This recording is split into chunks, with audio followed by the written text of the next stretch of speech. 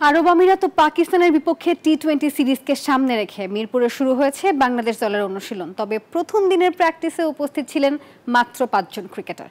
টাইগারদের সাবেক ক্রিকেটার তারেক আজিজ জানালেন, কন্ডিশন অনুযায়ী খেলতে না পারলে সাফল্য আসবে না।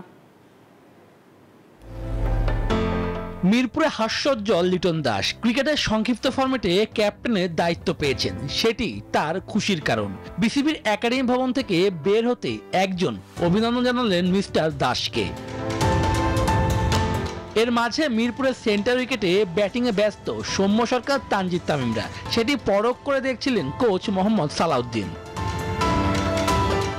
আরব আমিরাত ও পাকিস্তান সিরিজে 7টি টি-20 সামনে রেখে শুরু টাইগারদের প্রস্তুতি। সিলেটে এ দলের সাথে আছে 4 জন, টেস্ট দলে থাকা 5 জন বিশ্রামে।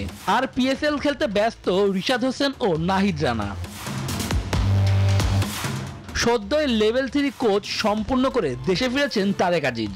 তার কাছে জানতে চাওয়া বাংলাদেশ দলকে নিয়ে যে কন্ডিশনে আপনি খেলছেন সেটা সম্পর্কে যেমন আপনার পরিষ্কার নলেজ থাকা দরকার এবং এটার অ্যাপ্লিকেশনটা কীভাবে হবে, অ্যাডজাস্টমেন্টের যে জায়গাগুলো, অ্যাওয়ারনেস অফ দ্য গেম আমরা যেটা সবসময় বলে আসছি, আসলে আমাদের ওই জায়গাটাতে অনেক বেশি কাজ করার আছে। ইনজুরিতে নেই তাসকিন আহমেদ, মোস্তাফিজও নেই ছন্দে। এই ফরম্যাটে অভিষেকের অপেক্ষায় থাকা নাহিদ রানা